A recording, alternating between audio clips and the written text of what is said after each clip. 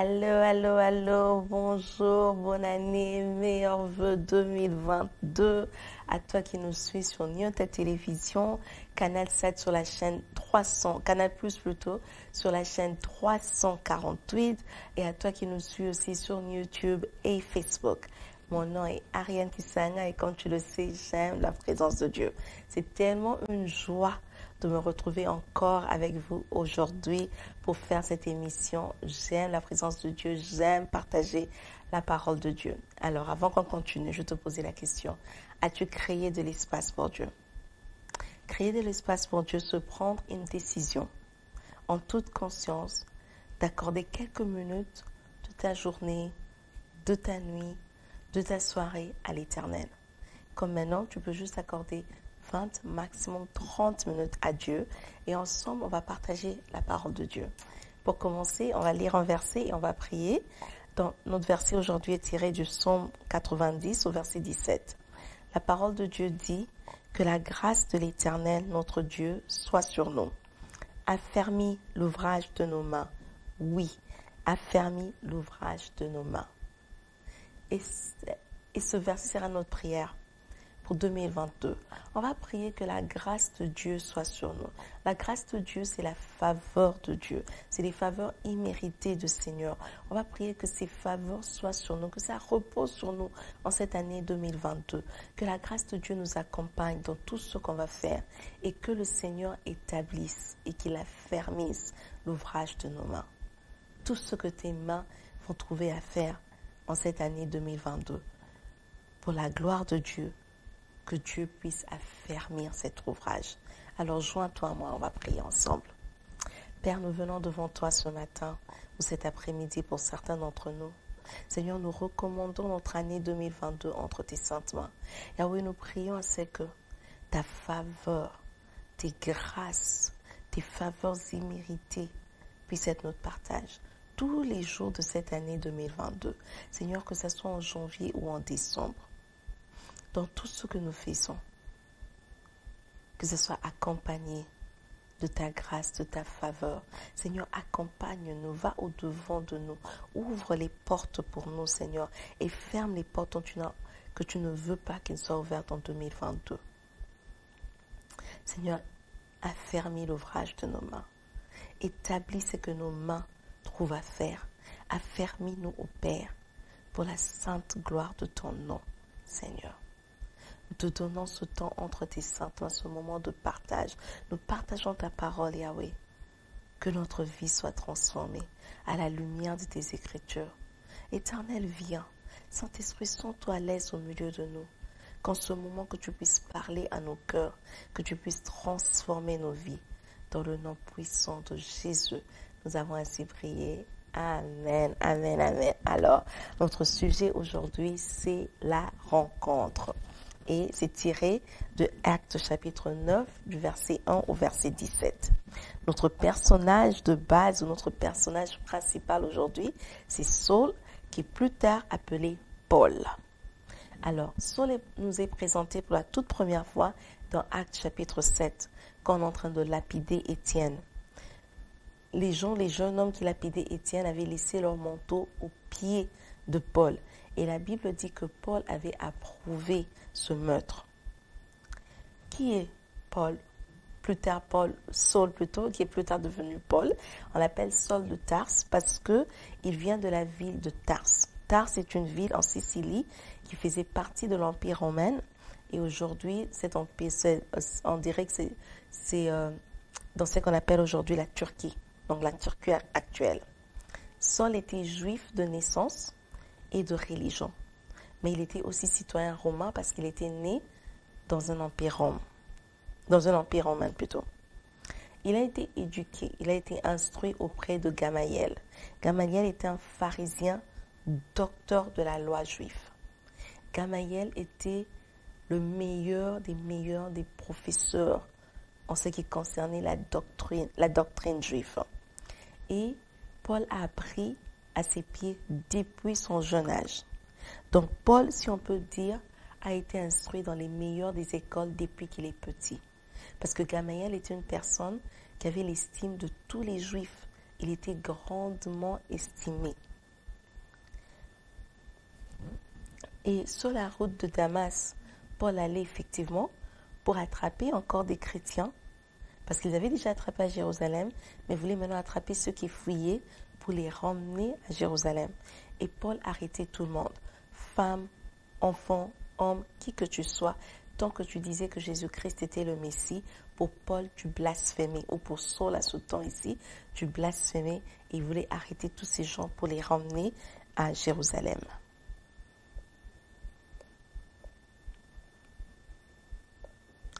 Alors, Paul persécutait les chrétiens et il faisait ça sur la base de son éducation.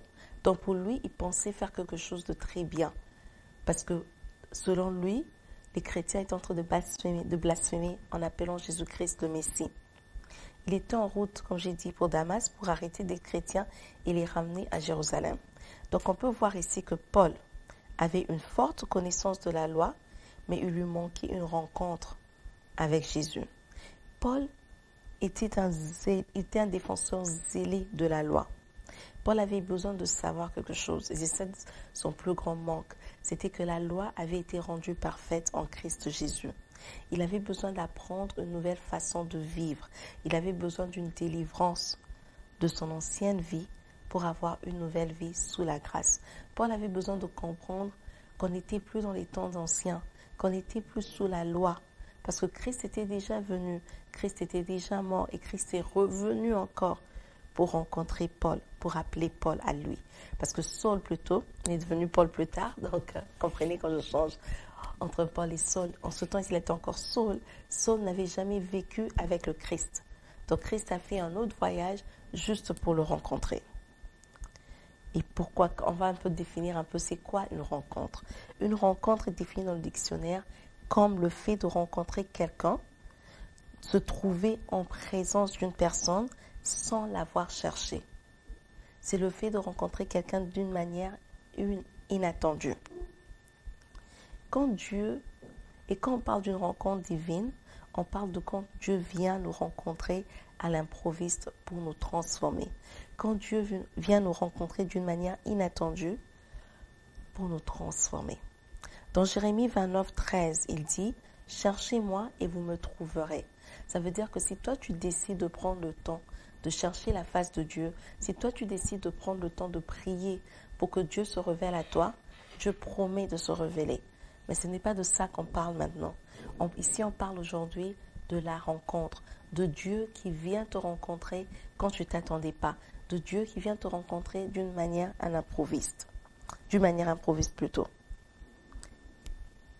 Et lorsqu'il s'agit d'une rencontre, il est très important de savoir que c'est lui-même qui initie la rencontre. Quand on va vers lui, il promet d'être disponible et de venir nous répondre et de se laisser voir à nous. Mais quand il vient nous rencontrer, quand on parle d'une rencontre avec lui, ça veut dire que lui prend la décision de venir vers nous. Dans Genèse 32, versets 22 à 31, on voit que Jacob est assis seul. Il est sûrement en train de contempler la rencontre qu'il allait avoir avec Isaou et comment ça allait se passer. Il se demande s'il va vaincre, si son frère va le tuer, il ne savait pas. Peut-être même il priait pour ça, pour mettre ça entre les mains du Seigneur. Et Dieu vient le rencontrer quand Jacob ne s'attendait pas. On voit encore dans Actes 9, 1 à 17, que Saul est sur son chemin de Damas, il est sur la route vers Damas, et Jésus-Christ vient le rencontrer. Il vient interrompre les projets de Saul. Donc quand Dieu vient à notre rencontre, et quand on parle d'une rencontre divine, on parle d'un lieu de transformation, un point de tournant. On parle d'un lieu où la nature humaine est impactée par la nature divine de Dieu. On parle d'une expérience inoubliable. Et en tant que chrétiens, les souvenirs que nous avons de notre première rencontre ou même de nos différentes rencontres avec Dieu ne doivent jamais être oubliés. Ça doit être là, ça doit être chéri et ça doit être maintenu vivant en nous. Parce que les rencontres avec le Seigneur ne sont pas des affaires de tous les jours. Mais quand il vient pour impacter nos vies, ça doit nous toucher. Alors, Saul rencontre maintenant Jésus-Christ. Dans le verset 5, Jésus descend du ciel pour venir rencontrer Saul. Saul qui est en son chemin, qui va vers Damas. Jésus commence par se présenter. La première chose qu'il fait, c'est qu'il se présente à Saul. Il dit, je suis Jésus, celui que tu prosécutes. Pourquoi il dit je suis Jésus? Parce qu'il veut dire à Saul que je suis le sauveur. Je suis la personne qui peut te délivrer. Je suis celui qui peut te donner une nouvelle vie. Je suis celui qui peut te montrer une nouvelle façon de vivre. C'est comme ça qu'il se présente à Jésus. Saul n'avait jamais été présenté à Jésus. Parce que quand Jésus vivait, Saul faisait ses propres histoires. Ils ne se sont jamais croisés du vivant de Jésus sur terre. Alors tout ce que lui connaissait, c'était la loi. Et Jésus se présente de cette manière à Saul parce qu'il voulait que Saul comprenne que dans la loi, il n'y avait pas de relation. Mais sous la grâce, il y avait une relation. Et c'est ce que Jésus cherchait de lui, être en intimité avec lui, connaître Saul encore et que Saul le connaisse davantage. Jésus n'est pas descendu rencontrer Saul pour lui offrir des biens matériels. Il n'est pas descendu rencontrer Saul pour lui donner une voiture ou une maison ou quelque chose comme ça. Il est venu pour l'âme de Saul. Parce qu'il savait que s'il ne venait pas, Saul allait peut-être finir en enfer. Et lui, Jésus n'est pas mort pour qu'on finisse en enfer. Il est mort pour que nous tous, on ait la vie éternelle. C'est pour ça qu'il est venu le rencontrer, pour le sauver. C'est pour ça qu'il est important, en tant que chrétien, de faire attention à comment on présente Jésus aux autres. Quand on parle de Jésus juste comme une solution à un problème ponctuel qu'une personne a, la personne gardera en tête que Jésus est celui qui répond quand tu lui demandes. Donc, disons qu'une personne a un problème de santé, tu le présentes Jésus juste comme étant la personne qui peut le guérir et non comme la personne qui peut sauver son âme.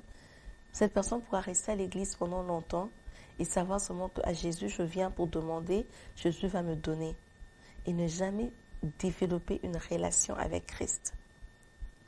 Quand quelqu'un est venu à ton secours et que la personne a sauvé ta vie, très souvent, tu cherches à entrer en contact avec cette personne. Tu cherches à lui écrire, tu cherches son numéro de téléphone pour l'appeler ou quoi que ce soit, pour que tu maintiennes ne fût-ce qu'une toute petite relation avec cette personne. Mais une personne qui te fait cadeau d'une voiture ou d'une maison, tu peux utiliser la voiture, tu peux la revendre, tu peux aussi faire cadeau de cette voiture à quelqu'un d'autre ou la voiture peut juste s'abîmer et tu ne l'utilises plus jamais. Mais quand il s'agit d'une vie, quand une personne t'a sauvé, tu cherches à entrer en relation avec cette personne. C'est pour ça qu'il est important quand on présente Jésus-Christ aux autres, de le présenter comme sauveur, de le présenter comme une personne qui veut une relation avec nous. Parce qu'il vient à notre rencontre par amour. Il vient parce qu'il nous aime. Il vient parce qu'il ne veut pas qu'on passe l'éternité en enfer. Une autre chose, c'est le bagage qu'on porte. Quand Saul a rencontré Christ, Christ avait besoin de Saul pour un domaine spécifique. Il avait besoin que quelqu'un aille parler aux païens et à leur roi, ainsi qu'aux enfants d'Israël. Mais c'était d'abord les païens et puis les rois des païens. Et pour parler aux rois, pour parler aux païens, ça demandait une autre connaissance, ça demandait une autre expérience que Saul avait. Alors Jésus le sauve pour aussi utiliser son bagage. Très souvent en tant que chrétien, quand on vient à Christ, on a tendance à mettre de côté notre bagage.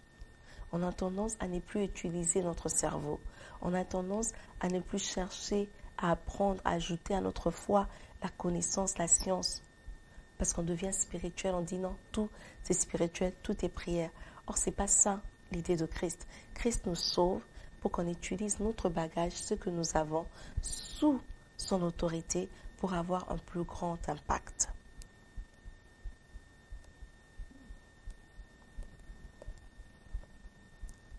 Alors, dans le verset 22, on peut voir que Saul est capable d'affronter les Juifs, de démontrer que Jésus-Christ est le Messie et le Christ, parce que il avait une connaissance de leur incrédulité. Il savait c'est où dans leurs lois, dans leurs paroles, où ça bloquait. On dit souvent que pour être en mesure de détruire un système, il faut avoir la connaissance de l'intérieur. Et Saul avait ça. C'est pour ça qu'il était en mesure de leur parler et de les emmener à Christ. Et nous, même quand il s'agit de la parole de Dieu, combien de fois on va plus loin ou plus en profondeur que ce qu'on a écouté un dimanche matin, ou de l'étude biblique qu'on a eu un mercredi, ou un jeudi, ou quoi que ce soit. Il faut apprendre à chercher plus en profondeur. Il faut apprendre à connaître plus, à ajouter. Et quand on ajoute cette connaissance, que ce soit de la parole de Dieu, que ce soit de la science, à notre foi, on peut avoir plus d'impact et on peut parler à d'autres personnes qui sont dans d'autres couches de société. Et eux aussi peuvent comprendre que Christ est mort pour eux. Parce que Christ, il est mort pour tous. On va parler des 6 points d'une rencontre. Le premier point, c'est qu'une rencontre emmène toujours à une relation avec Dieu. Dieu initie une rencontre avec nous par son désir de communier avec nous, par son désir d'être avec nous, par son désir de vouloir une relation avec nous. Dans Apocalypse 3:20, la parole de Dieu dit qu'il se tient à la porte et il toque. Celui qui ouvre la porte, Jésus promet de souper avec lui, d'entrer en intimité avec lui et de devenir des amis. Donc le premier point d'une rencontre divine initiée par Dieu, c'est d'abord la relation. Ensuite, en deuxième point, c'est le changement physique. Après avoir rencontré Christ, Saul est devenu aveugle. Jacob, quand il a passé son temps à se battre avec Dieu toute la nuit, il a fini par boiter. C'est vrai qu'aujourd'hui, on peut te faire la prière du salut, tu peux accepter Christ comme Seigneur et Sauveur. Tu ne deviendras pas certainement aveugle ou même tu ne vas pas commencer à boiter. Mais un changement physique doit être vu. Un changement physique doit être visible. 2 Corinthiens 5:17 nous dit qu'en Christ, nous devenons de nouvelles créatures, que les choses anciennes sont passées. Donc quand tu as eu une rencontre avec Christ, quand tu as accepté de faire de lui ton Seigneur et ton Sauveur dans ta vie, physiquement, on doit être en mesure de dire, tu faisais telle chose et tu ne le fais pas. Dans la Bible, on voit que Saul est devenu aveugle pendant un certain temps. On voit que Jacob a commencé à boiter pour le reste de sa vie. Et même Saul, après ça, il a quand même continué à souffrir des infirmités dans son corps physique. Parce qu'il faut le changement, la transformation doit être visible. En troisième point, il y a un changement de destin. Quand on rencontre Dieu, quand on entre dans une rencontre divine avec l'Éternel, il y a un changement de destin. Cette rencontre nous transforme, cette rencontre change notre chemin, nous remet dans le bon chemin que Dieu avait pour nous, dans les plans que lui il avait établis pour nous dès le début. Et des fois, cette histoire se reflète par un changement de nom. Par exemple, Saul est parti de Saul à Paul. Et Jacob est allé de Jacob à Israël. Pour nous, tu as peut-être gardé ton même prénom, mais la vérité c'est qu'on parle des étrangers aux enfants de Dieu. Selon Jean 1:12, la parole de Dieu nous dit qu'on devient enfant de Dieu. Avant cette rencontre, avant d'avoir accepté Christ comme Seigneur et Sauveur, on n'est pas enfant de Dieu, on est juste des étrangers. Mais après la rencontre, il y a aussi un changement de nom et un changement de camp. En quatrième, c'est qu'on devient dépendant de Dieu. On dépend de Dieu sur tout et pour tout. Jacob a demandé à Dieu de le bénir cette nuit-là, parce qu'il avait besoin d'un changement de destinée, mais aussi parce que Jacob devrait rencontrer son frère Ésaü le matin. Et il savait qu'il ne pouvait pas aller à la rencontre d'Ésaü sans la bénédiction de Dieu, parce que sa force physique n'allait pas suffire. Alors il demande à Dieu de le bénir. Dieu le bénit et Dieu le rend boiteux. Quand tu boites, tu n'as plus ta balance normale. Quand tu boites, tu n'as plus ton équilibre normal, tu n'as plus tes forces normales. Donc il faut que quelque chose puisse devenir ta force. Et Dieu était devenu cette force pour Jacob, pour le reste de sa vie. De la même chose avec Saül. Quand Saul plutôt a rencontré Christ, après il a eu une écharde qui tourmentait son corps.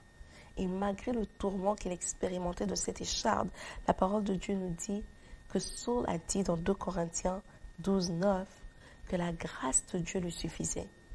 Malgré les infirmités qu'il avait dans son corps, malgré les limitations physiques qu'il expérimentait, après la rencontre, Saul a appris à dépendre totalement de Dieu et la grâce de Dieu était suffisante pour lui pour aller de l'avant. Lorsque nous rencontrons Dieu, nous ne faisons plus les choses selon nos capacités humaines. On ne fait plus les choses selon ce que nous, on est capable de faire. Mais on dépend totalement de Dieu et cela nous conduit dans l'humilité. Surtout dans cette nouvelle culture de autosuffisance. Je me suis fait moi-même, je me suis créé moi-même, je suis arrivé à ce lieu moi-même, j'ai parvenu à faire telle histoire par moi. En tant que chrétien, on doit faire très attention de toujours nous rappeler de la source de nos bénédictions. Nos limitations physiques diminuent nos capacités, mais augmentent et magnifient la puissance de Dieu dans nos vies. Et en 5e lieu, le 5e point plutôt, c'est le prix. Oui, Dieu initie la rencontre avec nous. Oui, la rencontre, elle est inattendue, mais la rencontre, elle n'est pas bon marché. La rencontre a un prix à payer. Le prix peut être imposé par Dieu, comme le cas de Saul. Directement, il devient aveugle. 3 jours, il ne mange pas, il ne boit pas.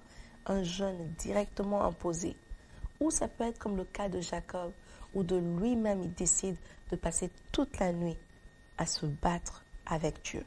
Quoi que ce soit Dieu qui impose, ou que ce soit toi-même qui décide, la rencontre avec Dieu a un prix.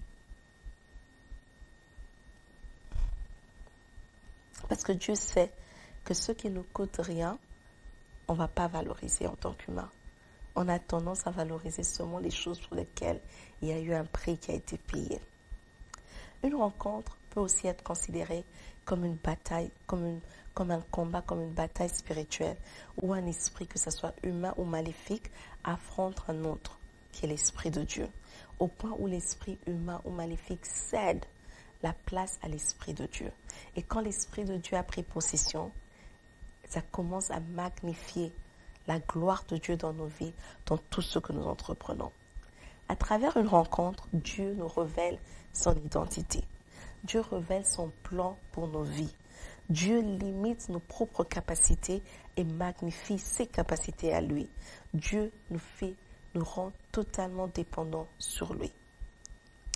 Une personne qui a une rencontre avec Dieu ne peut pas la cacher. Parce que la rencontre avec Dieu, ça se voit, ça se sent, ça se témoigne. Alors que nous terminons aujourd'hui, ma prière, le vœu de mon cœur et ma requête envers toi, c'est que tu puisses demander au Seigneur, en cette année 2022, qu'il puisse te surprendre. Que l'Éternel vienne à ta rencontre d'une manière inattendue, mais qu'il interrompe tes projets, qu'il redirige ta vie, qu'il te montre un autre chemin, qu'il t'emmène selon la destinée que lui avait déjà planifiée pour toi. Si tu n'as jamais fait cette rencontre initiale avec Dieu, où tu acceptes Jésus comme Seigneur et Sauveur, aujourd'hui est ton opportunité. Alors, fermons les yeux en prière. Je donne l'opportunité à toute personne qui n'a pas encore reçu Christ comme Seigneur et Sauveur de venir aujourd'hui et de donner sa vie à Christ. Aujourd'hui, il t'a parlé à travers moi. C'est certes peut-être ta rencontre. Peut-être comme Saul, tu ne vas pas avoir une lumière qui descend. Peut-être pour toi, c'est juste ce message qui est le message qui doit transformer ta vie, qui est le message qui doit t'emmener à donner ta vie à Christ, à l'accepter comme Seigneur et Sauveur. Mon frère, ma soeur, ne manque pas cette opportunité. Et fais cette prière après moi. Dis simplement, Seigneur Jésus, je reconnais aujourd'hui que tu m'as parlé. Je t'accepte aujourd'hui comme Seigneur et Sauveur dans ma vie. Viens, prends le contrôle de ma vie. Dirige ma vie. Transforme-moi à devenir ce pourquoi tu m'as appelé à devenir. Seigneur Jésus, je te donne tout ce qui est à moi. Pardonne-moi mes péchés. Et à partir d'aujourd'hui, je veux vivre pour ta gloire. Et peut-être toi tu me suis, tu as déjà fait cette prière, tu as déjà donné ta vie à Christ. Alors tu vas juste prier avec moi et tu vas demander au Seigneur, comme moi je demande à Dieu, qu'en cette année 2022, qu'il puisse interrompre les plans, qu'il puisse interrompre le projet, qu'il vienne à notre rencontre, lui qui initie les rencontres, qu'il puisse initier et qu'il puisse te rencontrer. Éternel, nous te prions, nous te désirons cette année, Yahweh. Viens et rencontre-nous, viens et interromps nos plans, viens et interromps nos projets. Initie cette rencontre envers nous, viens de manière inattendue, Seigneur. Nous désirons te voir, nous désirons te rencontrer cette année. Dans le nom puissant de Jésus, nous avons ainsi prié. Amen, amen, amen, amen. Que Dieu te bénisse. Merci d'avoir pris ce temps pour suivre la vidéo. Et si tu as vraiment aimé la vidéo et si l'émission t'a béni, rassure-toi de dire à quelqu'un d'autre la semaine prochaine, jeudi 16h30, sur toutes les plateformes de New Télévision, encore de suivre le partage avec Alpha Ministries. Et si tu nous as suivis sur YouTube ou Facebook, rassure-toi de partager la vidéo, d'aimer et de nous laisser un commentaire. Jusqu'à ce qu'on se voie la semaine prochaine, rappelle-toi de toujours créer de l'espace pour Dieu. Que Dieu te bénisse.